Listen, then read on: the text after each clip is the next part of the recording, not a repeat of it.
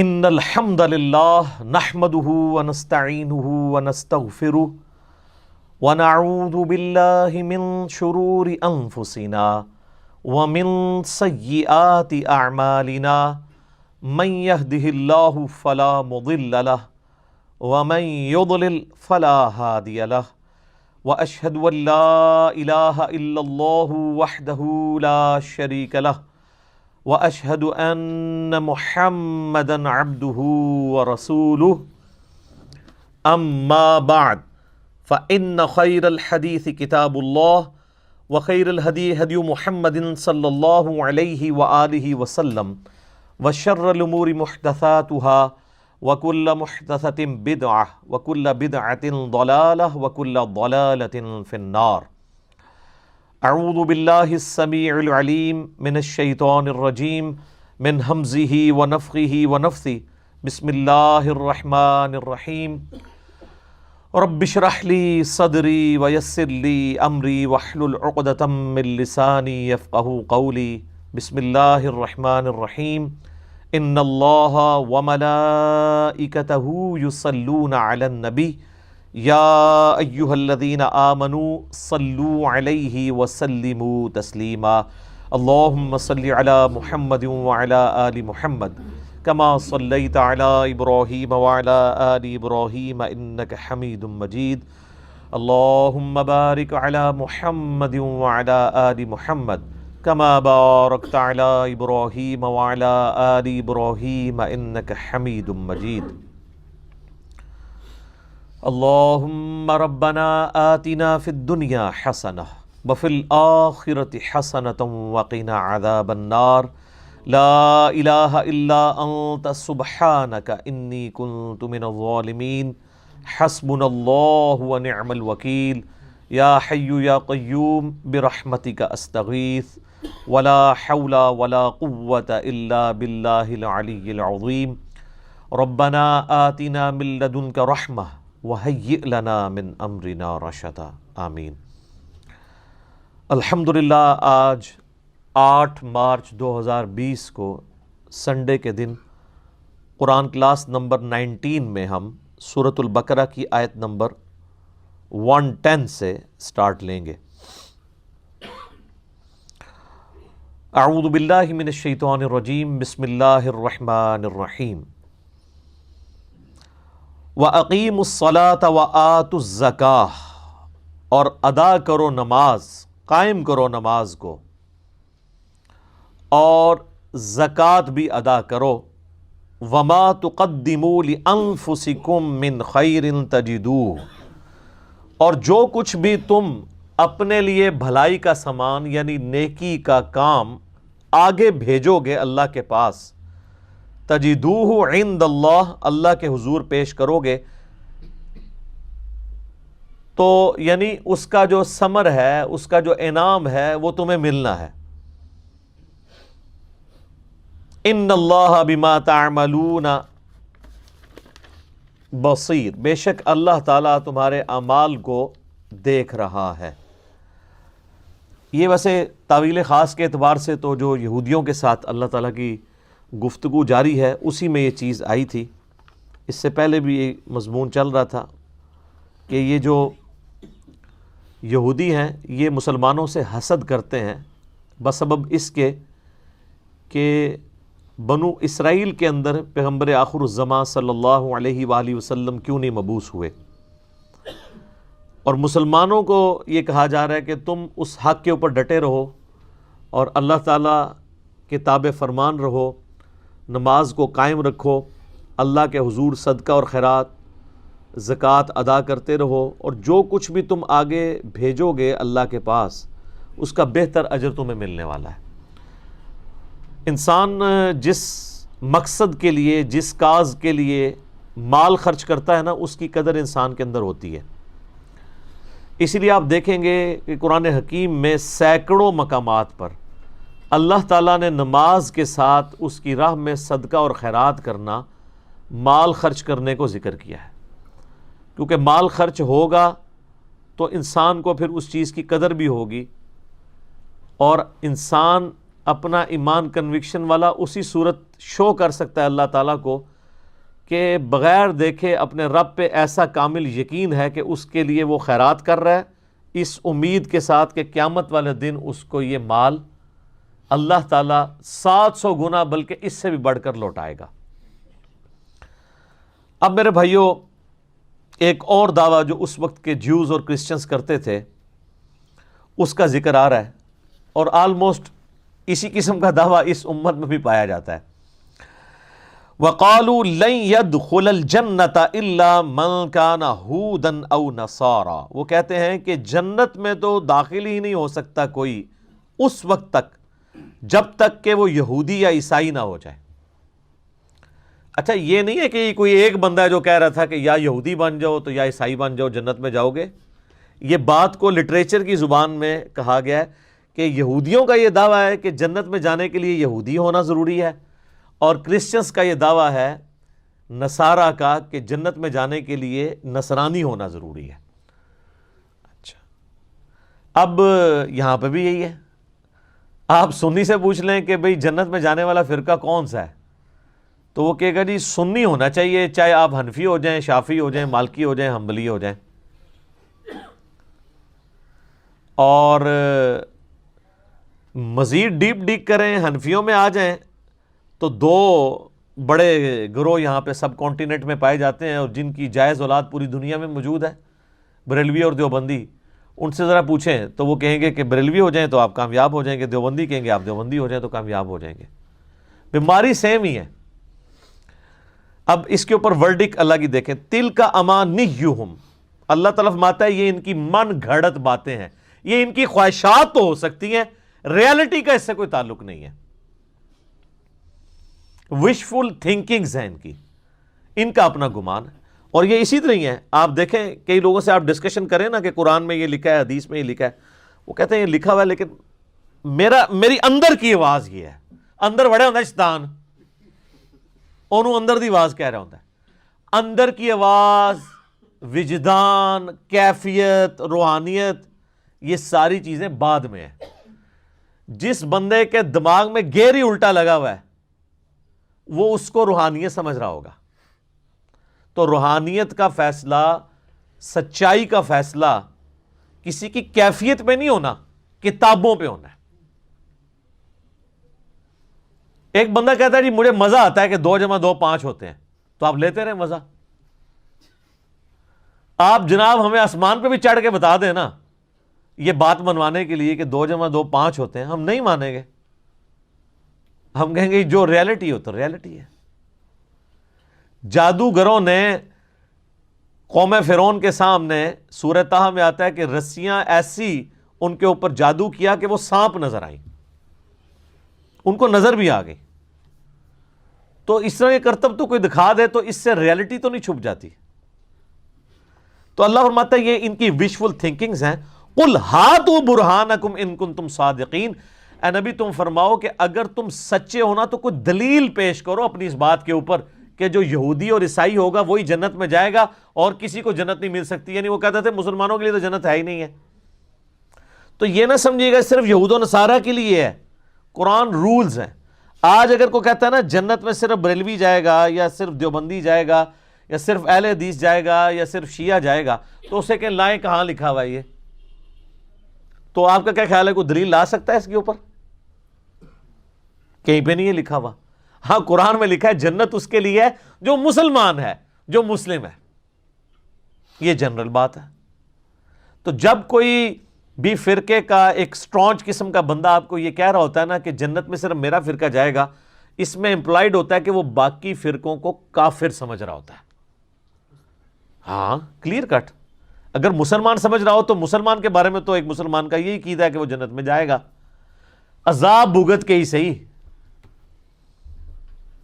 یہ کوئی فرقے کا ریناؤنڈ مولوی کسی دوسرے فرقے کے لیے کبھی لکھ کے نہیں دے گا کہ یار یہ گمراہ ہیں، بدعتی ہیں، ایک نہ ایک دن عذاب بھگت کے جنت میں چلے جائیں گے۔ نیور۔ تو اس کا کیا مطلب ہے؟ یہ کہتے نہیں ہیں لیکن مانتے اپنے سوا سب کو کافر ہے۔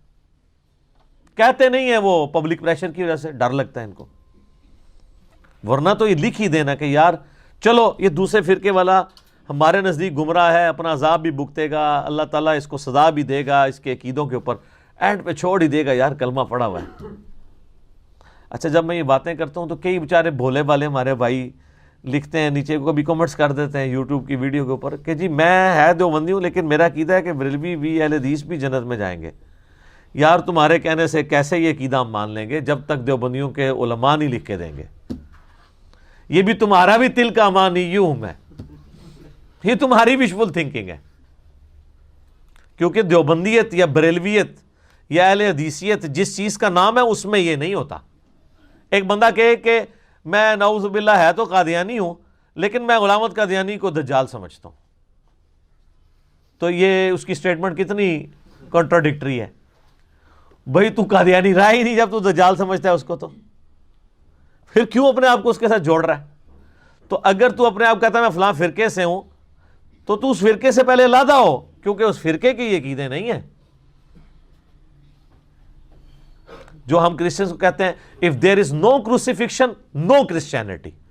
اگر حضرت عیسیٰ سولی نہیں چڑھے ہیں تو پوری عیسائیت دھڑام سے گر پڑے گی، کیونکہ وہ تو کھڑے اس کے اوپر ہیں کہ وہ سولی چڑھے اور ہمارے گناہوں کا کفارہ بن گئے۔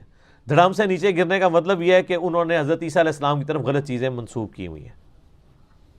تو اسی طریقے سے کوئی فرقہ بھی اسٹیبلش رہ ہی نہیں سکتا جب وہ یہ مان لے کہ دوسرے فرقے بھی جنت میں جائیں گے، کیونکہ سارے ہی تو اس حدیث کے اوپر کھڑے ہیں کہ ایک فرقے نے جنت میں جانا ہے اور وہ ہمارا ہے۔ کہانی بھی تو بہت بڑی ہوئی ہے نا نال۔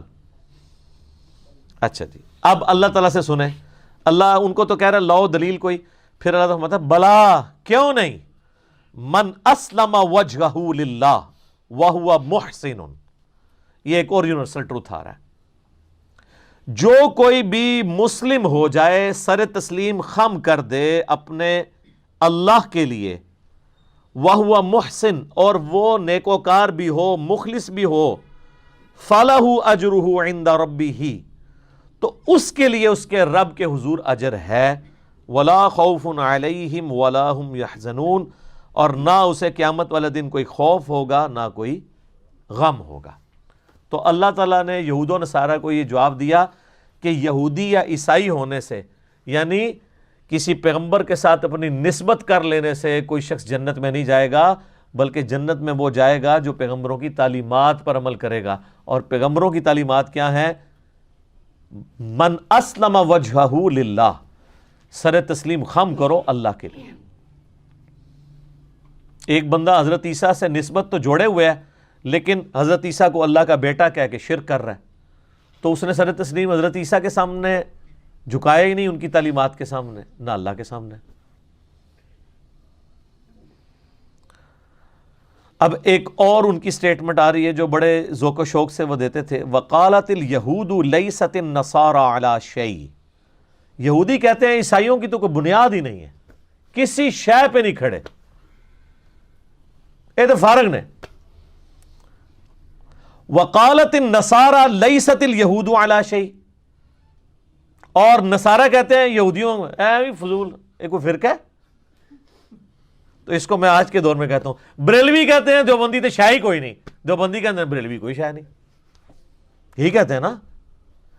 اور دونوں اپنے آپ کو حنفی بھی کہہ رہے ہیں، ہم کہتے ہیں یار دونوں حنفی ہو تو پھر ایک دوسرے کو کہہ رہے ہو کہ کوئی شاہ نہیں ہے، اس کا جواب اس میں آ رہا ہے وَهُمْ يَتْلُونَ الْكِتَابَ، جبکہ دونوں کتاب پڑھنے کا بھی دعویٰ کرتے ہیں، دونوں حنفی ہونے کا بھی دعویٰ کرتے ہیں، اس کے باوجود کہتے ہیں بریلوی کے دیوبندی حنفی کوئی نہیں، اصلی ہم حنفی ہیں، اور دیوبندی کہتے ہیں بریلوی جعلی ہیں، اصلی ہم حنفی ہیں، دونوں ہے بھی حنفی۔ یہودی کہتے ہیں عیسائی کوئی شاہ نہیں، عیسائی کہتے ہیں یہودی کوئی شاہ نہیں، اور دونوں کتاب بھی پڑھتے ہیں، ایک کی کتاب پڑھ کے دو ہے، ایک کو فقہ حنفی پڑھ کے کہہ رہے ہیں اے فارغ ہے، کیسے کیا مزے کی بات ہے۔ قرآن کبھی پرانا نہیں ہوتا میرے بھائی، میں نے آپ کو شروع میں سورۃ البقرہ کے شروع میں بتایا تھا، یہ سورہ بقرہ شروع میں رکھی اس لیے گئی ہے کہ جب کوئی امت بگڑتی ہے نا تو اس کے اندر خرابیاں کس کس شکل میں آتی ہیں اور ان خرابیوں کے اوپر اللہ کے عذاب کا کوڑا کیسے آتا ہے۔ اس سے بڑا اللہ کا کیا احسان ہوگا کہ اس نے ساری بیماریاں ایک ایک کر کے بیان کر دی ہیں۔ كَذَلِكَ قَالَ الَّذِينَ لَا يَعْلَمُونَ، اور اسی قسم کی بات کہتے ہیں وہ لوگ جو کچھ نہیں جانتے، مثل قولہم، یعنی کون سے لوگ؟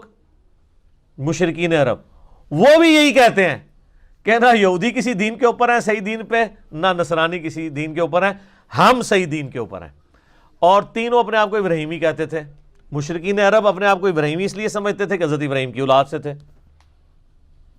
عیسائی اپنے آپ کو ابراہیمی اس لیے کہتے تھے کہ ان کا دعویٰ تھا کہ بنو اسرائیل میں سے حضرت عیسیٰ علیہ السلام آئے ہیں اور ہم جو ہیں وہ ابراہیمی دین کے اوپر ہیں.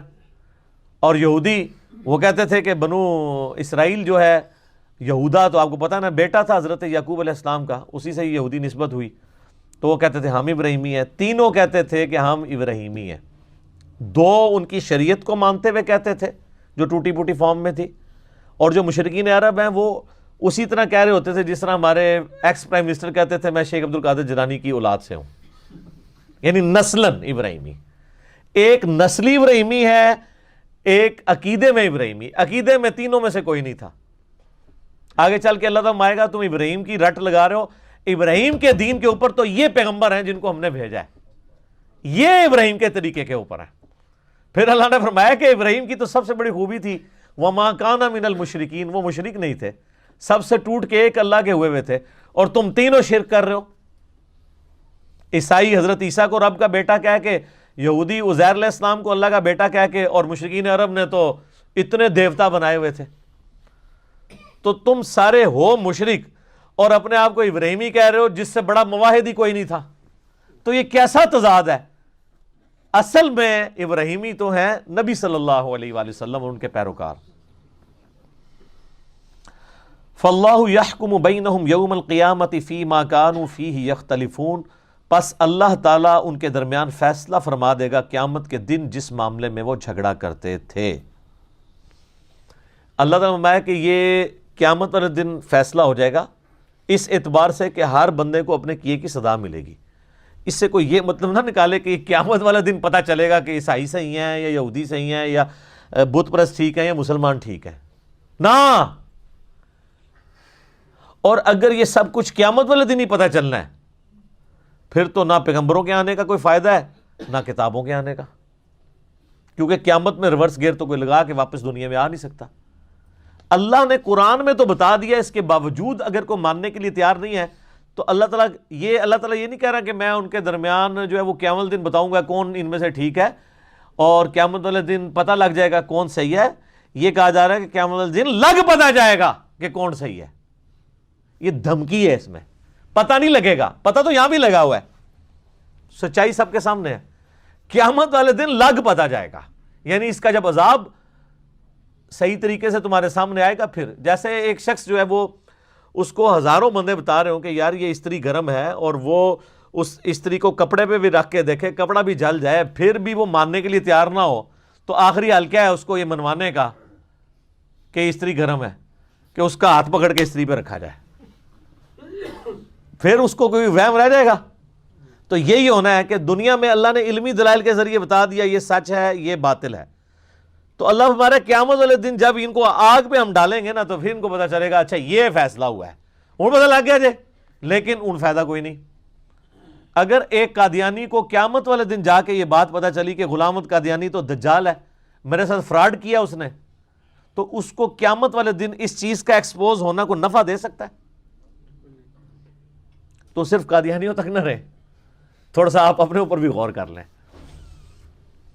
کیونکہ آپ قادیانی صرف اس لیے نہیں ہے کہ آپ کے ماں باپ قادیانی نہیں تھے. اگر آپ کے ماں باپ قادیانی ہوتے, میرے ماں باپ قادیانی ہوتے, تو کوئی لاکھوں میں ایک ہوتا ہے جو بندہ اپنے آباء و اجداد کے دین کو چھوڑتا ہے.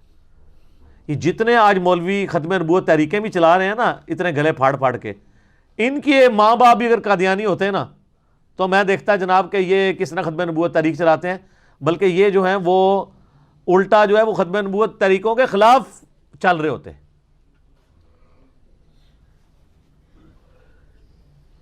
تو سر پھر اس میں ہم اسی لیے تو عرض کرتے ہیں کہ مرنے سے پہلے اے مسلمان کر لے اس پہ غور, کتابوں کا خدا اور ہے بابوں کا خدا اور. کیوں؟ جس طرح قادیانی نے اپنے عقیدوں کو ریویو کرنا ہے نا, اسی طرح ہر فرقے والے نے ریویو کرنا ہے. کیونکہ جس طرح آپ یہ سمجھے ہوئے نا کہ میں ٹھیک ہوں, بالکل اسی کانفیڈنس سے وہ بھی سمجھے ہوئے کہ ہم ٹھیک ہیں, اور عین ممکن ہے کہ آپ دونوں ہی غلط ہوں. آپ کے پاس کیا دلیل ہے ٹھیک ہونے کی؟ قرآن تو نہ آپ نے پڑھا, نہ آپ کے ماں باپ نے پڑھا, نہ ان کے ماں باپ نے پڑھا. قرآن پڑھنے سے مراد ناظرہ نہیں ترجمے سے، ورنہ تسی کہو گے میری دادی تے انہیں قرآن پڑھ دی سی تے میرا دادا تے انہیں قرآن پڑھدا سی، نا اے نہیں، ترجمے نال کوئی رواج ہی نہیں سر۔ اچھا لوگ پرانے زمانے کو یاد کر کے نا بڑا خوش ہوتے ہیں، کہتے ہیں جی بڑا چنگا دور سی جی۔ میں کہتا ہوں سر اسلامک ہسٹری نے صحابہ تابعین کے بعد جو متبرک دور یہ دیکھا ہے نا، اسلام نے اس سے بہتر دور نہیں دیکھا۔ آپ لاکھ پرانی چیزوں کے اوپر جو ہے وہ خوش ہوتے رہے، لوگ اپنے بچپن کے دنوں کو یاد کر کے خوش ہو رہے ہوتے ہیں کہ جی کیا بچپن اچھا ہوتا تھا، یہ کرتے تھے۔ اور میں جب اپنے ماضی کی طرف دیکھتا ہوں تو میں کہتا ہوں اللہ معافی دے کہ ہم لوگ اتنی گمراہی کے اندر تھے، مر جاتے تو کیا ہوتا۔ تو پہلے بھی یہی تھا، یہ بالکل جھوٹ بولتے ہیں جو کہتے ہیں پہلا وقت اچھا تھا۔ یہ وقت اس لیے اچھا ہو گیا کہ اب یہ پھر قرب قیامت کے قریب دوبارہ نشست ثانیہ ہونی ہے نا، تو ریورس گیئر لگا ہوا ہے۔ ورنہ آپ میں سے کوئی کہہ سکتا ہے کہ جیسے جیسے نبی علیہ السلام سے زمانہ دور ہو رہا ہے تو برائی عام ہو رہی ہے، لیکن چونکہ اب دوسری طرف اب نشست ثانیہ ہونی ہے تو ریورس شروع ہو گیا۔ لوگ کہتے ہیں پہلے وقت تھا، میں ان کو کہتا ہوں آپ نے اللہ کو جان دینی ہے، ایمانداری سے بتائیں آج جتنی بچیاں نقاب کر رہی ہیں اور برقع پہن رہی ہیں، اپنی ذرا ماؤں بہنوں سے پوچھیں، دادیوں سے پوچھیں کہ اس زمانے میں وہ برقع پہنتی تھی؟ تو پھر کیوں اس زمانے کو یاد کر کے آپ لوگ اس کی تعریف کرتے ہیں؟ رواج ہی کوئی نہیں تھا۔ آج بھی گاؤں ایریا میں چلے جائیں مجھے دکھائیں کتنی عورتیں برقع پہنتی ہیں، کوئی نہیں۔ آئے اسلام آباد کے کسی کالج کے باہر کھڑے ہوں، ہزاروں بچیاں آپ کو نقاب پوش نظر آئیں گی۔ یہ مبارک دور تو کبھی دیکھا ہی نہیں ہے اسلام نے، جو آج کا دور ہے۔ اور یہ چینج کیوں آئی ہے؟ دنیاوی تعلیم کی وجہ سے۔ دنیاوی تعلیم نے لوگوں کو مجبور کیا کہ وہ دین کو پڑھیں۔ دینی تعلیم تو پہلے بھی کوئی نہیں تھی۔ جنہوں نے قرآن اور بخاری کا ترجمہ نہیں ہونے دیا انہوں نے دینی تعلیم کہاں سے آنے دینی تھی؟ یہ دنیاوی تعلیم آئی، اس کی وجہ سے لوگوں نے پھر دین کو سٹڈی کرنا شروع کیا اور آج آپ کو برکات نظر آ رہی ہے الحمدللہ۔ وَمَنْ أَظْلَمُ مِمَّنْ مَنَعَ مَسَاجِدَ اللَّهِ أَنْ يُذْكَرَ فِيهَا اسْمُهُ وَسَعَى فِي خَرَابِهَا۔ یہ بڑی امپورٹنٹ آیت ہے 114 نمبر سورۃ البقرہ کی۔ یہ آلموسٹ سمجھ لیں ہر مسجد کی سٹوری ہے تو یہ مسجد حرام کے بارے میں نازل ہوئی ہے۔ اللہ تعالیٰ فرماتا ہے وَمَنْ أَظْلَمُ مِمَّنْ مَنَعَ مَسَاجِدَ اللَّهِ، اس سے بڑھ کر ظالم کون ہے جو منع کر دے اللہ کی مسجد میں آنے سے، اَن يُذْكَرَ فِيهَا اسْمُهُ، کہ اس کا نام یعنی اللہ کا نام ذکر کیا جائے مسجد کے اندر، وَسَعَى فِي خَرَابِهَا، اور مسجد کی بربادی کا، ویرانی کا وہ خواہاں ہو۔ یہ بات مشرکین عرب کو ہو رہی ہے جنہوں نے مسلمانوں کے اوپر بین کر دیا تھا کہ وہ حرم مکہ کے اندر آ کے نماز ادا کریں یا اللہ کا ذکر کریں۔ اللہ کہتا ہے کیسے ظالم ہے، ایک طرف یہ چیز فیسلٹی اویل کر رہے ہیں کہ ہم حرم کے متولی ہیں، اور ظلم کی انتہا یہ ہے انہوں نے اوپر ایسے ظلم اپنے اوپر کیا ہوا ہے کہ یہ مسلمانوں کو اللہ کا ذکر کرنے سے مسجد میں روکتے ہیں، تو دراصل یہ مسجد کی ویرانی چاہ رہے ہیں۔ جب آپ کسی کو مسجد میں ذکر نہیں کرنے دیں گے تو مسجد کی آبادی جو ہے وہ مسجد میں ایئر کنڈیشن لگانے سے یا زیادہ ٹوٹیاں لگانے سے یا خوبصورت قالین بچھانے سے ہوتی ہے یا نمازیوں سے؟ تو مسلمانوں کو اللہ کا ذکر کرنے سے روکتے تھے۔ تو اللہ تعالیٰ فرماتا ہے اس سے بڑا کوئی شخص ظالم نہیں ہو سکتا جو مسجد میں اللہ کا ذکر کرنے سے روکتے۔ اب اس کا کیا مطلب ہے؟ آج بھی کوئی مسلمان، کوئی مولوی، کوئی دین کا ٹھیکیدار آپ کو مسجد میں نماز پڑھنے سے، اللہ کا ذکر کرنے سے، ایون حلقہ بنا کے درس قرآن کرنے سے بھی نہیں روک سکتا۔ درس قرآن کرنا بھی تو اللہ کا ذکر ہے۔ تو سر کسی مسجد میں آپ کر کے بتائیں، آپ لوگ نمازیوں کو درس نہ دیں، امام کی جگہ پہ کھڑے ہو کے سارے نمازی چلے جائیں، آپ اپنے 2-3 دوستوں کو لے کے بیٹھ جائیں اور ترجمے والا قرآن کھول کے آپس میں کریں، تو اب مولوی کو کس چیز کی پیڑ ہے؟ پہلے تو تھا میری پوسٹ چھن رہی ہے، کیونکہ وہ کہتا ہے میں نے درس دینا ہے، اسی لیے آپ کو رمضان میں اس نے قابو کیا ہوتا ہے، فجر میں بھی درس، ظہر میں بھی درس، عصر میں بھی درس، مغرب میں بھی، عشاء میں بھی۔ اور اعتکاف والوں کا تو ایسا بینڈ بجا ہوتا ہے بیچارے، وہ کہتے ہیں ہم بیٹھے اعتکاف تھے، ادھر ان کے درس بھگتنے پڑ رہے ہیں ہمیں، چلو ایک درس دو۔ وہ بھی کہتے ہیں پورے سال دی کسر کٹاں گے، کتنے سو۔ لیکن ایک بندہ امام مسجد کی پوسٹ پہ نہیں بیٹھا ہوا, اس نے عام نمازیوں کی طرح نماز ادا کی ہے, سارے نمازی چلے گئے, جوتیاں بھی خالی ہو گئیں, مسجد کی لائٹیں بھی آف ہو گئیں, اب 2-3 دوست بیٹھ کے قرآن سرکل ایک بنا دیتے ہیں. آپ کا کیا خیال ہے مسجد میں ایسے کو کرنے دے گا؟ تو مجھے بتائیں, مشرکین عرب جو نبی علیہ السلام کو حرم میں نہیں نماز پڑھنے دیتے تھے, ان میں اور ہمارے علماء میں کیا فرق ہے؟ کیا وہ وہاں چندے کی اپیل کر رہے ہیں؟ کیا وہ آپ کے نمازیوں کو کوئی درس دے رہے ہیں؟ وہ تو خود بیٹھے ہوئے ہیں نا. نمازیوں کو تو تب ہونا جب آپ سلام پھیرے تو کہنا مولوی صاحب سائڈ دو, میں درس دینا ہے, پھر تو گل ٹھیک ہے. اور جو مسجدوں میں لکھ کے انہوں نے لگایا ہوتا ہے کہ امام مسجد کی اجازت کے بغیر کوئی درس نہیں دے سکتا, نہ چندہ اکٹھا کر سکتا ہے, یہ بھی لکھا ہوتا ہے. جہاں سیانے نے نا وہ, اور یہ بھی لکھا ہوتا ہے ساتھ. تو وہ نہ درس دے رہے ہیں نمازیاں نو, اور چندہ بھی اکٹھا نہیں کر رہے ہیں. ان کیڑی تم تکلیف ہے؟ لیکن سر میں آپ کو اس بات کا ایک تلخ پہلو بتاؤں. آپ کسی گرجے میں چلے جائیں, کسی مندر میں چلے جائیں, وہاں اس طرح کوئی کر لے, ایون آپ مسلمان ہیں نا, جا کے کسی مندر میں 3-4 مسلمان دوست بیٹھ کے یا گرجے میں قرآن پڑھیں, آپ کو کوئی نہیں روکے گا. یہ آپ بھی مانتے ہیں کہ ایسا نہیں ہوگا. وہ خوش ہوں گے کہ یار مسلمان آئے ہیں ہمارے ادھر بیٹھے ہوئے, ہو سکتا ہے کوئی 2-4 چیزیں بھی لا کے آپ کے سامنے رکھتے ہیں. اگر آپ کو یقین نہیں آ رہا, آپ یورپ میں پوچھ لیں لوگوں سے, کتنے پادریوں نے مسلمانوں کو گرجے بیچے ہیں کہ یار ہمارے لوگ تو آنا چھوڑ گئے ہیں, سستے داموں لے لو, ہم نے مارکیٹ کے لیے یا کاروبار کے لیے نہیں اس کو بیچنا, چلو تم مسجد بنا لو. یار ایک ریلیجن کی ایک ٹوٹی پوٹی فارم تو ہے ہی ہے نا جو وہ سمجھتے ہیں. لیکن یہاں آپ کر کے دیکھیں تو مجھے بتائیں پھر اسلام کے ساتھ سب سے بڑی دشمنی کون کر رہا ہے؟ اس اسلام کا ٹھیکیدار اور کسٹوڈین یعنی مولوی. اور یہ وہی نیچر ہے. اللہ تعالیٰ فرماتا ہے اس سے بڑا ظالم کوئی نہیں جو مسجد میں اللہ کا ذکر کرنے سے روک دے اور وہ اس کی ویرانی کا خواہاں ہو. اولئک ما کان لہم ان یدخلوہا الا خائفین, اور ان کے لیے تو مناسب نہیں تھا مگر یہی کہ یہ خود بھی مسجد حرام میں اللہ کے گھر کے اندر داخل ہوتے ہیں مگر ڈرتے ہوئے. ان کو چاہیے تھا کہ خود بھی خوف خدا کرتے اور دوسروں کو بھی آ کے یہاں پہ عبادت کرنے دیتے اللہ کی. الٹا انہوں نے لوگوں کو روکنا شروع کر دیا. لہم فی الدنیا خزی ولہم فی الآخرۃ عذاب عظیم, ایسے لوگوں کے لیے دنیا کی زندگی میں بھی رسوائی ہے اور آخرت کا بہت بڑا عذاب ان کا انتظار کر رہا ہے. یہ نہ سمجھیے گا یہ کوئی ماضی کا کوئی ایک جملہ اور سٹیٹمنٹ ہے. قیامت تک جو بندہ مسجد میں اللہ کا ذکر کرنے سے روکتا ہے ایسا ہی ہے. اور یہ میں آپ کو جو کچھ بتا رہا ہوں نا, میں نے پریکٹیکل بھی ایسا کیا ہوا ہے. جب مجھے کوئی بھی نہیں جانتا تھا, اب تو میرے لیے مشکل ہے, نماز بھی پڑھنے دیتے ہیں تو علماء کی مہربانی ہے. شروع میں 2007-8 میں جب میں نیا ایک تحقیق شروع کی تو ظاہر گھر میں اتنی کنسنٹریشن نہیں ہوتی, نہ روحانیت ہوتی ہے. بخاری مسلم میں حدیث ہے نا, 7 لوگوں کو اللہ کے عرش کا سایہ نصیب ہوگا قیامت کے دن جب کوئی اور سایہ نہیں ہوگا. ان میں سے ایک شخص وہ ہے جس کا دل ہر وقت مسجد میں اٹکا ہو, اس کو مسجد سے نکلتے ہوئے تکلیف ہو, مسجد میں آتے ہوئے خوشی محسوس ہو. اور صحابہ کرام اور نبی الاسلام کا تو اوڑھنا بچھونا ہی مسجد تھا, آپ کا تو دفتر ہی مسجد کے اندر تھا. تو مسجد میں ایک روحانیت ہوتی ہے. گھر میں بیٹھ کے آپ قرآن پڑھنا چاہیں اتنی کنسنٹریشن سے نہیں پڑھ سکتے, کوئی نہ کوئی پنگا ہو جاتا ہے. لیکن مسجد میں بیٹھے ہوں تو ادھر کا ماحول روحانیت ہی ڈیفرنٹ ہوتی ہے. اس لیے تو مسجد کا کانسیپٹ ہے کہ ایک ایسی جگہ ہو جو مخصوص ہو, جہاں لوگ صاف ستھرے جوتیاں اتار کے جائیں, اس کی صفائی کا اہتمام کریں. آگے یہ آئے گا کہ اللہ تعالیٰ نے پیغمبروں کی ڈیوٹی لگائی ہے کہ کعبے کو صاف رکھنا ہے.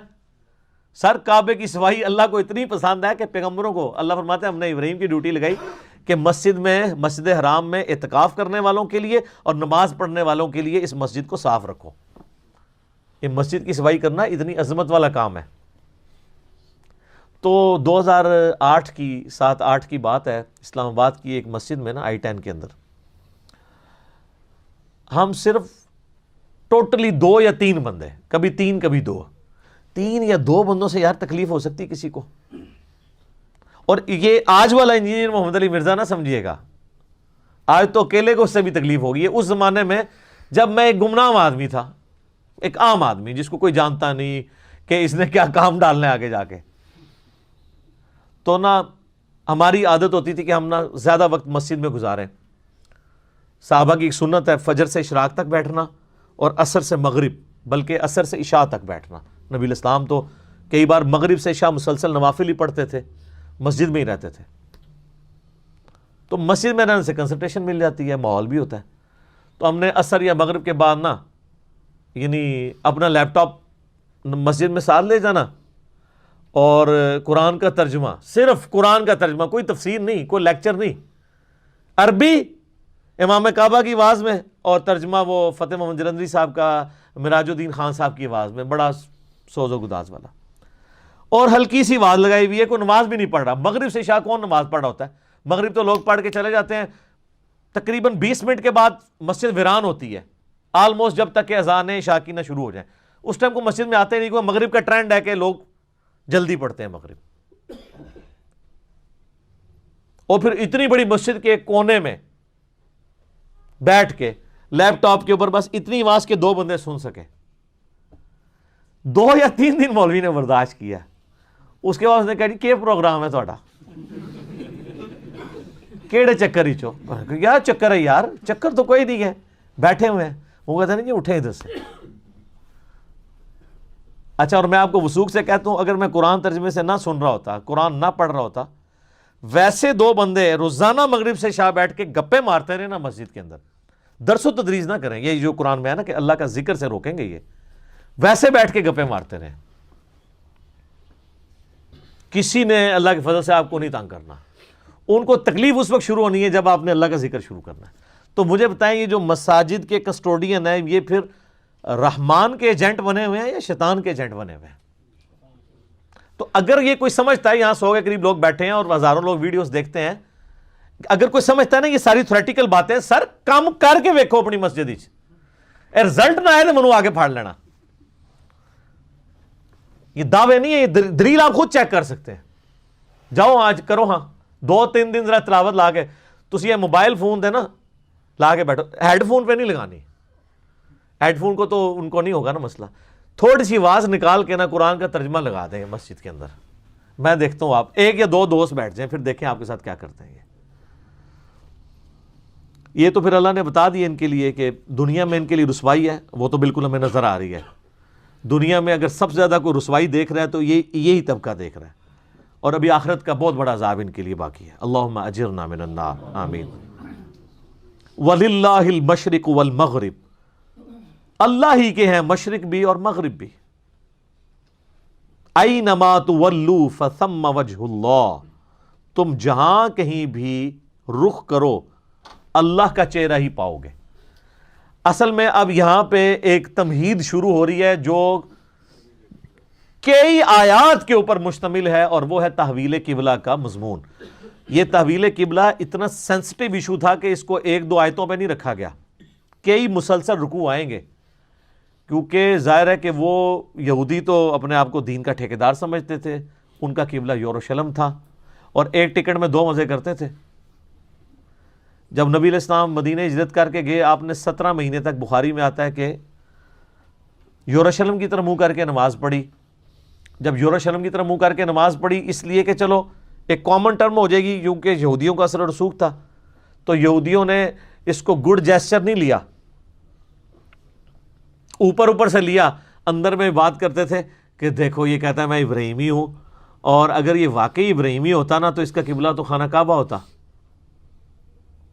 ایک ٹکٹ میں 2 مزے کرتے ہیں نا۔ اور جب اللہ نے تحویل قبلہ کر دی تو پھر دوسرے پاس پیٹ سیاپا پا چھڑا انہوں نے کہ یار اس نبی نے قبلہ ہی بدل دیا، یہ تو ابھی تک تو کہتا تھا موسیٰ کے دین کے اوپر ہے، تو اب یہ اس طرف جا رہا ہے۔ اب بیک وقت دونوں چیزیں تو سیٹسفائی نہیں ہو سکتی نا، تو اس کا آخری حال یہی ہے جو اللہ تعالیٰ نے کیا ہے۔ اللہ نے فرمایا ان قریب بے وقوف لوگ کہیں گے کہ آٹا گندیا ہلدی کیوں ہے، تو ان کی پرواہ نہیں کرنی۔ یہ دوسرا پارہ شروع سے ہو رہا ہے، سیقول السفہاء، بے وقوف لوگ۔ تو بے وقوف اور جاہل ایسے لوگ ہیں جن کا سلوشن قرآن میں بھی اللہ نے نہیں دیا، سوائے اس کے کہ وَإِذَا خَاطَبَهُمُ الْجَاهِلُونَ قَالُوا سَلَامًا، اس کا کوئی سلوشن نہیں ہے نا۔ ایک صورت میں سلوشن ہو سکتا تھا کہ اللہ تعالیٰ کسی کو زبردستی ہدایت دیتا، وہ چونکہ اس نے طے کر لیا زبردستی ہدایت نہیں دینی، ہر بندے نے خود کمانی ہے۔ جب خود کمانی ہے تو پھر اینڈ رزلٹ یہی ہوگا کہ جس نے بات نہیں ماننی اس کا کوئی علاج نہیں ہوگا۔ لہٰذا اس کو بھی وما علینا الا البلاغ کہہ کے آگے چلے جانا ہے۔ تو اللہ ہمارا ہے، مشرق اور مغرب اللہ کے ہیں، تم کسی طرح بھی چہرہ کرو نا تو اللہ ہی کا چہرہ پاؤ گے۔ ان اللہ واسع علیم، اللہ تعالیٰ بہت وسعت والی رحمت رکھنے والا ہے، علم والا ہے۔ تو بیسیکلی یہ بت پرستی توڑ دی کہ قبلوں سے کوئی فرق نہیں پڑتا، یہ تو صرف یونٹی کے لیے ہوتے ہیں۔ کوئی اللہ نہ تو یورشلم میں رہتا ہے اور نہ خانہ کعبے کے اندر، یہ تو اللہ تعالیٰ نے ایک سمبلز بنائے ہیں یونٹی کے لیے، عمارتیں ہیں، ان کی کوئی پوجا نہیں ہو رہی ہے، اصل تو اللہ ہے۔ مشرق میں منہ کرو، مغرب میں کرو، تم ہر طرف اللہ کا چہرہ پاؤ گے۔ اب یہ آیت ہے متشابہات، اور ان کے اوپر ایمان لانا ضروری ہے۔ اب جو لوگ خصوصاً اہل حدیث کے اندر یہ زیادہ مسئلہ ہے، وہ چونکہ استواء علی العرش کے عقیدے کے اوپر بہت زور دیتے ہیں نا، جہاں کہیں بھی ایسی آیات آتی ہیں نا تو ان کے پیٹ میں درد شروع ہو جاتی فوراً۔ او مشرق مغرب ہر طرف اللہ ہے، وحدت الوجود، یہ وہ، ان کو قرآن میں وحدت الوجود نظر آنا شروع ہو جاتا ہے، تو وہ پھر ان آیات کی باطل تعویلات کرنا شروع کر دیتے ہیں، انتہائی باطل تعویلات۔ اب یہاں لکھا نا اللہ کا چہرہ ہے، تو وہ کہیں گے یہاں چہرے سے مراد اللہ کا علم ہے، تو علم جو ہے وہ پنجابی کا لفظ ہے، کوئی عربی کا لفظ ہے؟ تو اللہ نے کہا کہ مشرق ہو مغرب ہو ہر جگہ اللہ کا چہرہ پاؤ گے، تو بس آپ یہ مان لیں۔ وہ کہتے ہیں نہیں نہیں، وہ پھر وہ درختوں میں بھی اللہ، دریاؤں میں بھی اللہ۔ اس کا مطلب ہے کہ اللہ تعالیٰ کو اپنی بات کنوے کرنی نہیں آئی۔ آپ سے پوچھتا تو وجہ اللہ کی بجائے علم اللہ ہوتا۔ وہ کہتے ہیں آگے نا ان اللہ واسع علیم، اللہ تعالیٰ وسعت والا، علم والا ہے، تو یہاں چہرے سے مراد پھر علم کی طرف اس کو لے جائیں گے۔ تو ہم پھر کہیں گے کہ چہرہ تو پہلے آیا، تو آپ علم کو چہرے کی طرف کیوں نہیں لے جاتے، بجائے چہرے کو علم کی طرف لے کے جا رہے ہیں؟ ٹھیک ہے، تو اس طرح کی باطل تعویلات نہیں کرنی چاہیے۔ قرآن کے جتنی بھی آیات ہیں جو اللہ کی صفات اور ذات سے ریلیٹڈ ہیں، ان کو منوان اسی طرح قبول کریں، اور ان کا جو معنی ہے نا اور اس کی جو تفسیر ہے وہ اللہ کے سپرد کر دیں۔ اس کی وجہ یہ ہے کہ یہ گھڑی جو میں نے پہنی ہوئی ہے، کیا گھڑی ایسا نالج رکھتی ہے جس سے ایک انسان کو جج کر سکے؟ لیکن انسان ایسا نالج رکھتا ہے جو گھڑی کو جج کر سکے۔ کریشن کبھی بھی اپنے کریٹر کے بارے میں کمپلیٹ نالج نہیں رکھ سکتی۔ یہ دنیا میں چھوٹی سی مثال میں نے دے دی ہے۔ تو انسان اپنے کریٹر کے بارے میں اتنا ہی تعارف رکھ سکتا ہے جتنا کریٹر خود کروا دے، اس سے زیادہ کیسے کر سکتا ہے؟ برین تو اس کا ہے، تخلیق تو اس کی ہوئی ہے۔ میں اپنے برین کو کتنا بھی یوز کر لوں، اپنے کریٹر کی جو کوالٹیز ہیں ان کو جج کر ہی نہیں سکتا، کیونکہ میں کریشن ہوں۔ سب سے بڑی میری کمزوری یہ ہے۔ ایک موبائل فون کبھی بھی اپنے کریٹر کے بارے میں نالج نہیں حاصل کر سکتا۔ ہاں، وہ موبائل فون بنانے والا اس کی ایک اینچی بیچی جانتا ہوگا، اور بلکہ موبائل تو اس فریم آف ریفرنس سے باہر بھی نہیں جا سکتا جو اس کے اندر فیڈ ہے۔ موبائل میں پی ایم اور اے ایم فیڈ ہے نا، تو وہ پی ایم کو اے ایم کو اسی طریقے سے سمجھے گا جو اس نے کریٹر نے فیڈ کر دیا۔ اے ایم کو پی ایم آپ بنا دیں، پی ایم کو اے ایم بنا دیں، تو موبائل اس کو الٹ سمجھنا شروع کر دے گا۔ تو ایسا موبائل یہ دعویٰ کر سکتا ہے کہ میں اپنے کریٹر کو سمجھ سکتا ہوں کہ کتنا سیاح ہے وہ کیڑی کمپیٹنسیز نے؟ نہیں، یہ تو کوئی مثال ہی نہیں ہے اللہ اور مخلوق کی۔ لہٰذا قرآن میں بار بار آیا کہ اللہ کے بارے میں جتنی باتیں ہیں نا متشابہات سے ریلیٹڈ، ان پہ صرف ایمان لانا ہے۔ اور اس کا کلائمیکس وہ سورہ آل عمران کی آیت نمبر 7 ہے کہ قرآن کی آیات کی 2 اقسام ہیں، محکمات اور متشابہات۔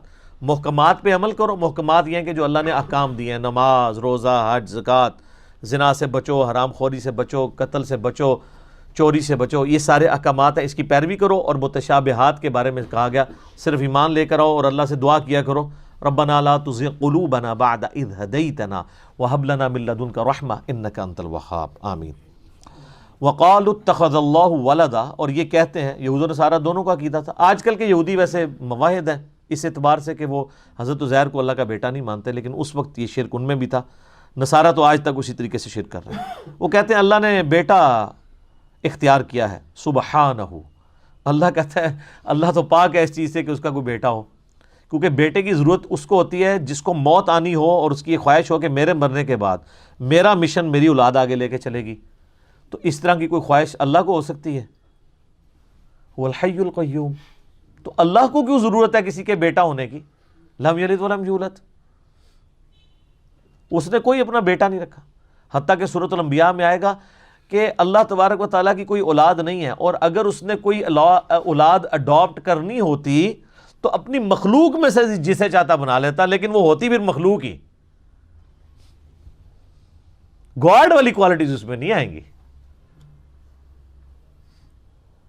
اور پھر سورہ زخرف میں آیا قل ان کان للرحمن ولد فانا اول العابدین. اے نبی فرما دو بالفرض اگر اللہ کا کوئی بیٹا ہوتا سب سے پہلے میں اسے پوچھ رہا ہوتا، کیونکہ اللہ کا بیٹا پھر اللہ ہی ہوتا. تو اللہ کو بیٹا ہی نہیں ہے. لم یلد ولم یولد. ہر چیز اس کی کریشن ہے، اور وہی ذکر آ رہا ہے بل لہ ما فی السماوات والارض. بلکہ جو کچھ آسمانوں اور زمین میں ہے نا اس کا مالک اللہ ہے، کریٹر اللہ ہے. یہ ہر چیز مخلوق ہے. کل لہ قانتون. ہر کوئی اس کے سامنے تابع فرمان ہے. اس سے مراد آپ اور میں نہیں ہے. ہر وہ مخلوق جس کو اللہ نے اختیار نہیں دیا ہوا نا، وہ پر نہیں مار سکتی اس کے حکم کے بغیر. جنوں اور انسانوں کو اللہ نے اختیار دیا، اس لیے اپنی مرضی بھی کرتے ہیں ان معاملات میں جہاں اس نے ان کو اختیار دیا. جدھر اس نے اختیار نہیں دیا ہوا ادھر وہ بھی نہیں کچھ کر سکتے. کوئی شخص اپنی موت ٹال سکتا ہے، کوئی شخص اپنے آپ کو بوڑھا ہونے سے بچا سکتا ہے. تو یہاں پہ بھی ہماری کھال، ہمارا جسم اسی کا تابع فرمان ہے. ہاں جہاں اس نے ہمیں اختیار دیا ہے وہاں ہم یوز کرتے ہیں، اور اس کی وجہ سے پھر نافرمانی بھی انسان کر جاتا ہے. فَأَلْهَمَهَا فُجُورَهَا وَتَقْوَاهَا. اس نے برائی کا مادہ بھی رکھ دیا، اچھائی کا مادہ بھی رکھ دیا. بدیع السماوات والارض. وہ موجد ہے، انوینٹر ہے آسمانوں اور زمین کا. یہ البدیع السماوات والارض، زمین و آسمان کو بغیر کسی نقشے کے پیدا کرنا، کریشن ایکس نہیلو، عدم محض سے وجود بخشنا، یہ صرف اللہ کی کوالٹی ہے. خالق انسان بھی ہے. انسان اس اعتبار سے خالق ہے کہ وہ لکڑی کو کاٹ کے میز اور کرسی بنا لیتا ہے، لیکن لکڑی انسان نہیں بنا سکتا. وہ بیج اللہ کا بنایا ہوا، اس میں سے درخت نکلے گا. اللہ کہتا ہے کہ میں وہ کریٹر ہوں جو بغیر کسی اور چیز کے کریٹ کر دیتا ہوں، جب کوئی چیز ایگزسٹ ہی نہیں کر رہی ہوتی. تو اللہ خالق بھی ہے اور بدیع بھی ہے. خالق تو ہے، مٹی سے انسان بنا دیا. بدیع یہ ہے کہ مٹی ایگزسٹ ہی نہیں کرتی تھی، مٹی بنا دی. سر یہ ہے کوالٹی. انسان جتنی کر رہا ہے نا کریشنز، وہ یونیورس میں موجود چیزوں کو یوز کر کے کر رہا ہے. اللہ جو کریشن کر رہا ہے نا وہ چیزیں بھی خود کریٹ کر رہا ہے. ایسی کہتے ہیں کریشن ایکس نہیلو، عدم محض سے وجود بخشنا. چیز ایگزسٹ نہیں کرتی تھی اور اس کے لیے اس کو کوئی زیادہ ایفرٹ پٹ نہیں کرنی پڑتی. وَإِذَا قَضَى أَمْرًا. جب کبھی وہ کسی چیز کا ارادہ کرتا ہے نا کہ ہو جائے، فَإِنَّمَا يَقُولُ لَهُ كُن فَيَكُونُ. بس اس نے یہ کہنا ہوتا ہے کہ ہو جا تو ہو جاتا ہے. اچھا یہ جو اس کے یہ کہنے سے کہ ہو جا تو ہو جاتا ہے، اس کا ٹائم پیریڈ بھی وہ خود ڈیفائن کرتا ہے. یہ ذہن میں رکھیے گا. وہ چاہے تو فوراً ہو جائے اور چاہے تو وہ عمل فوراً سٹارٹ ہو، اس کا انجام کچھ عرصے بعد ہو. جیسے اس نے ساری چیزوں کو اس کے ساتھ جوڑا ہے. مثلا انسان کی جو کریشن ہے مرد و عورت کے ازدواجی تعلق سے، یہ ایک دن میں بھی ہو سکتی تھی، ایک سیکنڈ میں بھی ہو سکتی تھی. اس کے لیے 9 منتھ کا پیریڈ رکھ دیا. ہاتھی کا جو بچہ ہے اس کی پیدائش کے لیے آلموسٹ 22 مہینے لگتے ہیں. 22 مہینے. اور چوزے سے انڈا نکلتے ہوئے 21 ڈیز. اور خرگوش کا بچہ ہر مہینے وہ بچے دیتا ہے. اچھا کوئی کہ جی فوراً، سر فوراً بھی آئے کرونا وائرس،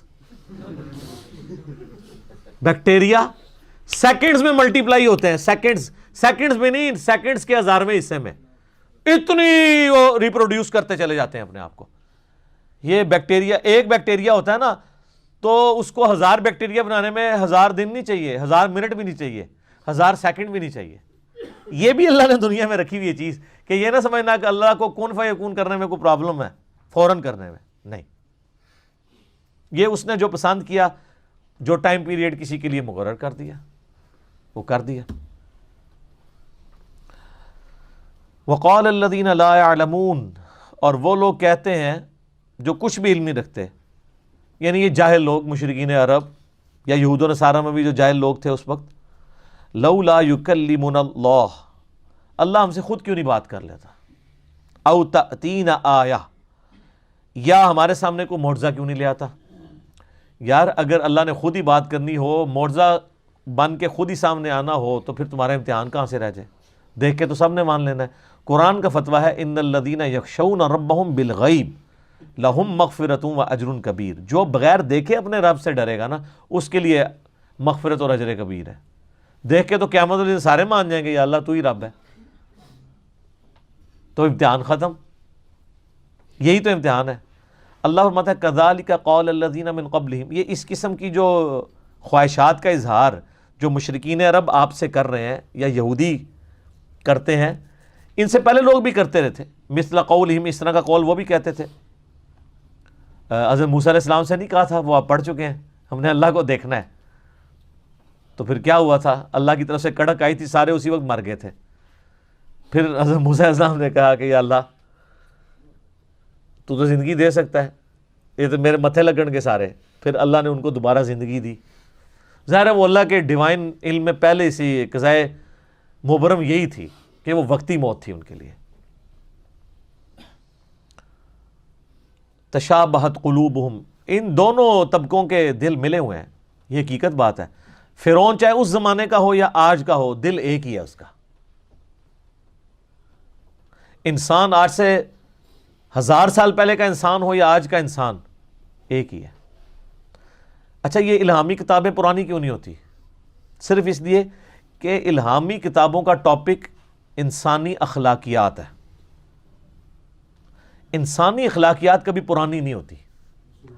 آج جتنی بھی ترقی کر جائے سائنس جتنی مرضی ترقی کر گئی ہے، کیا انسان نے کھانا پینا چھوڑ دیا ہے؟ اب وہ موبائل چاٹتا ہے تو اس کا پیٹ بھرتا ہے. آج بھی وہ لذیذ کھانے کی طرف جا رہا ہے جس طرح اگلے زمانوں میں. اچھا انسان نے جتنی بھی ترقی کر لی ہے، کیا اس نے اپنے آپ کو پیشاب سے، پخانے سے آزاد کر لیا؟ تو استنجے کی ضرورت آج بھی ہے، آج سے 1000 سال پہلے کے انسان کو بھی تھی. اچھا آج انسان درختوں پہ اگتے ہیں، ماں باپ کی ضرورت نہیں ہے کیا؟ آج بھی اسی طریقے سے ضرورت ہے جس طرح پہلے تھی. آج بھی ایک انسان کی ضرورت ایک عورت ہے نکاح کے پوائنٹ آف ویو سے، آج سے پہلے کے انسان کی بھی تھی. اس وقت کے انسان کو جو چیز ڈی ٹریک کرتی تھی آج بھی وہی چیزیں کر رہی ہیں. دنیاوی منصب، عہدہ، دولت، عورت. زین للناس حب الشہوات من النساء، انسان کے لیے مزین کی گئی ہیں دنیا کی چیزوں میں سب سے پہلے نمبر پہ عورت. تو کیا عورت آج سے 2000 سال پہلے کے انسان کے لیے فتنہ تھی اور آج کے لیے نہیں ہے؟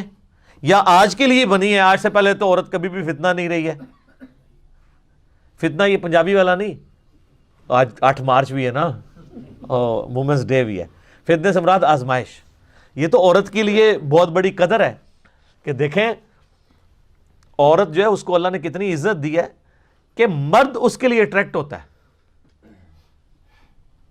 مرد اقدام کرتا ہے، مرد اس کے آگے پیچھے گھومتا ہے. یہ جو ناچتا ہے وہ مورنی نہیں ہوتی، مور ہی ہوتا ہے. ہاں یہ جو آپ کو نظر آتا ہے اتنے پر کھولے ہوئے اٹریکٹ کر رہا ہوتا ہے، یہ مورنی نہیں ہوتی. مورنی آپ دیکھ لیں بڑی بدصورت ہوتی ہے، یہ مور ہوتا ہے اتنا خوبصورت اور وہ اٹریکٹ کر رہا ہوتا ہے مورنی کو. اگر اس مور کی مثال آپ کو سمجھ نہ آئے تو سر مجھے بتائیں مرغی خوبصورت ہوتی ہے یا مرغا؟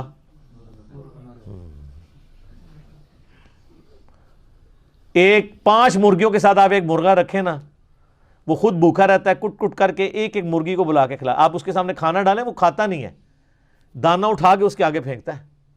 یہ آج لوگ جو ہے وومن رائٹس کی بات کر رہے ہیں اور مردوں کو سمجھتے ہیں کہ عورتیں جو ہیں وہ، ہم نے تو مرغیاں رکھی ہوئی ہیں نا. یہ آپ منظر اپنے گھر میں بھی دیکھ سکتے ہیں.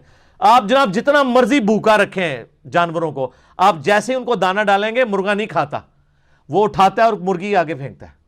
یہ نیچر میں اللہ نے میل کی ڈالی ہے چیز کہ وہ فیمیل کے لیے کیئرنگ ہوتا ہے۔ انسانوں میں بھی یہ چیز ہے۔ تو اخلاقیات تو نہیں بدل سکتے نا کبھی بھی، چاہے وہ اچھے اخلاق ہوں یا برے اخلاق ہوں۔ لہٰذا الہامی کتابیں کبھی پرانی نہیں ہوتی، کیونکہ یہ انسانی ہدایت اور اخلاقیات کے ساتھ ڈیل کرتی ہیں۔ تو اللہ فرماتا ہے ان کے بھی دل ویسے ہی ہیں جیسے پہلے لوگوں کے تھے۔ قد بینا الآیات لقوم یوقنون، بے شک ہم اپنی آیات کو کھول کھول کر بیان کرتے ہیں ان لوگوں کے لیے جو یقین رکھتے ہوں، یعنی جو ٹروتھ لور ہوں، سچائی کو مان لیتے ہوں، اس پہ یقین کر لیتے ہوں، ان کے لیے۔ اور جو سچائی دیکھ کے بھی آنکھیں بند کریں اس کے لیے کوئی ہدایت نہیں ہے ان آیات کے اندر۔ قرآن میں بھی ہدایت اس کے لیے ہے جو واقعی ہدایت خود لینا چاہے۔ اِنَّا أَرْسَلْنَاكَ بِالْحَقِّ بَشِيرًا وَنَذِيرًا، بے شک اے محبوب صلی اللہ علیہ وآلہ وسلم ہم نے آپ کو حق کے ساتھ، ایک مقصد کے ساتھ بھیجا، خوشخبری سنانے والا اور ڈر سنانے والا۔ خوشخبری یہ کہ جو اللہ کے تابع فرمان ہوں گے ان کو جنت ملے گی، اور ڈر یہ سنایا کہ جو اللہ کا نافرمان ہوگا وہ دوزخ میں جائے گا، وَلِعَوْذُ بِاللَّهِ تَعَالَى۔ وَلَا تُسْأَلُ عَنْ أَصْحَابِ الْجَحِيمِ، اور اے نبی علیہ السلام آپ سے ہم نہیں پوچھیں گے کہ لوگ دوزخ میں کیوں گئے، دوزخیوں کے بارے میں آپ سے سوال نہیں ہوگا۔ یہ حضور علیہ السلام کو تسلی دی جا رہی ہے، آپ اتنی محنت کرتے تھے اس کے باوجود لوگ حق قبول نہیں کرتے تھے۔ مکے کے 13 سال کی محنت میں صرف 125 بندے مسلمان ہوئے ہیں، اور 2/3 قرآن نازل ہو چکا۔ 2/3 قرآن کی آؤٹ پٹ یہ تھی، اور نبی علیہ السلام کی 13 سال کی محنت کے صرف 125 بندے۔ تو حضور کو تسلی دی جا رہی ہے کہ آپ نے ٹینشن نہیں لینی، اگر لوگ بات قبول نہیں کر رہے ہیں ہم آپ سے نہیں پوچھیں گے کہ آپ کو ہم نے نبی بنا کے بھیجا تھا تو ذرا یہ بتائیں نا کتنے لوگ ایمان لے کے آئے ہیں۔ یہ آپ کی ذمہ داری نہیں ہے، آپ کا کام صرف دعوت دینا ہے۔ وہ تو بخاری میں آتا ہے قیامت الدن بعض انبیاء اس حال میں آئیں گے، کسی کے ساتھ 4 امتی، کسی کے ساتھ 3، کسی کے ساتھ 2، کسی کے ساتھ 1، کسی کے ساتھ 1 بھی نہیں ہوگا جو وقت کے پیغمبر پہ ایمان لایا ہو۔ تو کیا نبی ناکام ہو گئے؟ نہیں۔ تو اللہ کے نزدیک کوانٹٹی کوئی اہمیت نہیں رکھتی ہے، اللہ کے نزدیک کوالٹی کی اہمیت ہے۔ ہم آپ سے نہیں پوچھیں گے۔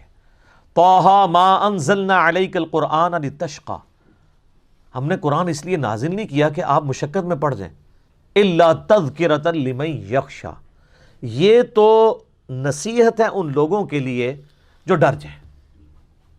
فَذَكِّرْ بِالْقُرْآنِ مَن يَخَافُ وَعِيدٍ، اے نبی علیہ السلام قرآن کے ذریعے آپ ان کو نصیحت کریں جو اللہ کی دھمکی سے ڈرتا ہے۔ سَيَذَّكَّرُ مَن يَخْشَىٰ، اے نبی آپ نصیحت اس کو کریں جو ڈرتا ہے۔ وَيَتَجَنَّبُهَا الْأَشْقَىٰ، اور جو بدبخت ہو چکا ہے بات نہ مان کے اس کو اس کے حال پہ چھوڑ دیں۔ الَّذِي يَصْلَى النَّارَ الْكُبْرَىٰ، اس کو ہم بڑی آگ کے اوپر پیش کریں گے۔ ثُمَّ لَا يَمُوتُ فِيهَا وَلَا يَحْيَىٰ، پھر اس آگ میں نہ وہ زندوں میں ہوگا نہ مردوں میں۔ قَدْ أَفْلَحَ مَن تَزَكَّىٰ، بے شک کامیاب تو وہ ہوا جس نے اپنے نفس کی اصلاح کر لی۔ وَذَكَرَ اسْمَ رَبِّهِ فَصَلَّىٰ، اور اپنے رب کا نام لے کر نماز پڑھی۔ بل تؤثرون الحیات الدنیا، لیکن تمہارا اصل مرض یہ ہے کہ تم دنیا کی زندگی کو ترجیح دیتے ہو۔ والآخرۃ خیر وابقیٰ، جبکہ اصل میں جو بہتر ہے وہ تو آخرت ہے، اور صرف بہتر نہیں ہے وہ ہمیشہ رہے گی بھی۔ دنیا کے برابر بھی ہوتی تب بھی وہ بہتر ہوتی، کیونکہ وہ ہمیشہ کے لیے دنیا عارضی ہے۔ اللہ فرما رہا ہے دنیا سے وہ بہتر اس اعتبار سے بھی ہے کہ وہ ہمیشہ کے لیے ہے، اور دوسرے اعتبار سے بھی بہتر ہے۔ ان ھذا لفی الصحف الاولیٰ، یہی ایک کانٹے کی بات تھی جو اگلے صحائف کے اندر نقل ہوئی تھی۔ صحف ابراہیم و موسیٰ، چاہے وہ ابراہیم علیہ السلام کے صحائف ہوں یا موسیٰ علیہ السلام کے صحائف، تمام الہامی کتابوں کی دعوت کا خلاصہ یہ ہے کہ دنیا کی زندگی عارضی ہے، اصل زندگی آخرت کی ہے۔ اپنے رب کو مرنے سے پہلے رسپانس کر لو۔ اسی کو تم نے عرض کیا ہے کہ مرنے سے پہلے اے مسلمان کر لے اس پہ غور، کتابوں کا خدا اور ہے، بابوں کا خدا اور ہمیں کتابوں کی پیروی کا حکم تھا۔ سورہ بقرہ کے سٹارٹ میں جو اللہ نے حضرت آدم علیہ السلام کو اتارا ہے تو کیا فرمایا؟ قُلْ اهْبِطُوا مِنْهَا جَمِيعًا، اے آدم اور اس کی ہونے والی ساری قیامت تک کی اولاد تمہیں ہم زمین پہ اتار دیں، اتر جاؤ۔ فَإِمَّا يَأْتِيَنَّكُم مِّنِّي ہُدًى. اب یاد رکھنا جب کبھی کوئی ہدایت کی کتاب تمہارے پاس آئی نا، فَمَن تَبِعَ ہُدَايَا فَلَا خَوْفٌ عَلَيْهِمْ وَلَا هُمْ يَحْزَنُونَ. تو جو اس کتاب کی پیروی کرے گا اسے نہ کوئی خوف ہوگا نہ کوئی غم ہوگا. وَالَّذِينَ كَفَرُوا وَكَذَّبُوا بِآيَاتِنَا. اور جو لوگ ہماری آیات کا کفر کریں گے اور اس کا انکار کریں گے اور اس کو جھٹلا دیں گے، اولئک اصحاب النار ہم فیہا خالدون. ایسے ہوں گے دوزخی اور رہیں گے اس میں ہمیشہ ہمیشہ.